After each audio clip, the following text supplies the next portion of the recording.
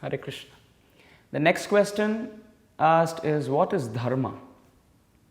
Very important question for every spiritual aspirant. In the present world that we live in, we find that Dharma is translated as religion. But we must understand Dharma is not religion. Religion is something that's man-made. Dharma, or the path of spirituality, is something that's intrinsic, something that's innate in all of us. Now, the word Dharma is very nicely described in the Srimad Bhagavatam as Dharmantu Sakshat Bhagavat Pranita. The words of the Lord and the injunctions which take us close to the Lord, that is Dharma. Now, how does a layman understand what is Dharma? Dharma means our eternal occupational duty. Examples? Think about something that's supposed to be sweet, right? You think of a nice halwa, for example. Now, you anticipate that the halwa is supposed to be sweet. Now, you taste that halwa and that's spicy, for example. We have no imagination because we have never had a spicy halwa. But just imagine a halwa to be spicy. Would you really like that halwa? Would you really think that the halwa is doing justice? No. So, the dharma of the halwa is to be sweet. And when it is not doing its dharma of being sweet, what type of halwa is it? Similarly, the dharma of something that's spicy. Think about something that's spicy or pungent or bitter, for example. You think about something like that.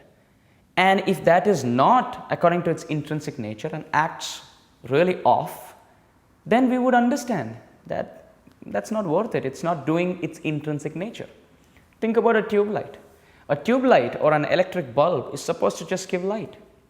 Now, if that doesn't work, what type of tube light is it?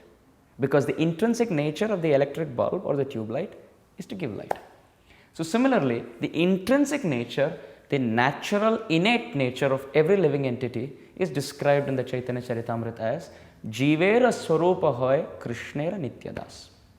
The eternal occupational duty, the intrinsic, natural, innate nature of every living entity is to be the loving servant of the Lord in a very transcendental relationship with the Lord. Now, when we don't do that, or when we don't situate ourselves on that platform of being a servant of the Lord, or being in this very wonderful, loving, transcendental relationship with the Lord, then we are not doing our dharma. And those who don't do their dharma, they are never happy. Now, nowadays, people find this dharma to be religion, and they say, Hindu dharma, Islam dharma, Christian dharma. But very interesting point to note is dharma is intrinsic. The path, or the so-called religions, we could say, are made with time. And they are for different sections of people. They follow different faiths. But the point of being spiritual, the point of humility, the point of tolerance, the point of unending compassion, the point of loving everyone equally, that's spiritual life. And this path of loving the Supreme Lord and being an empowered, compassionate instrument in His hand for the upliftment of society, this is dharma. So therefore, we must do our dharma. We have to connect or reconnect ourselves with the Supreme Lord by hearing about Him and chanting about Him.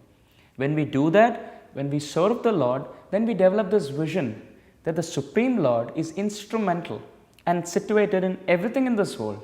Therefore, naturally we love. But if we don't do that, what happens is that our desire or our inner nature to serve exists, but we are not doing it for Krishna. What happens? We end up using our eternal occupational duty of serving. We use that for dogs, for cats, for relatives, for friends.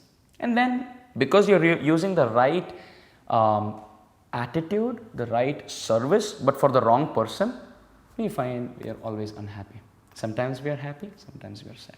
But true dharma, or eternal occupational duty for every living entity, could be an animal, could be a microbe, could be a demigod, or could be a fortunate human being. It's the same. To approach the same almighty absolute truth, Sri Krishna, and preach this beautiful path of loving transcendental devotional service to one and all, and this is Dharma. So I hope that helps you, and this understanding is what we have to share so that we don't fight among different religions, but we actually unite.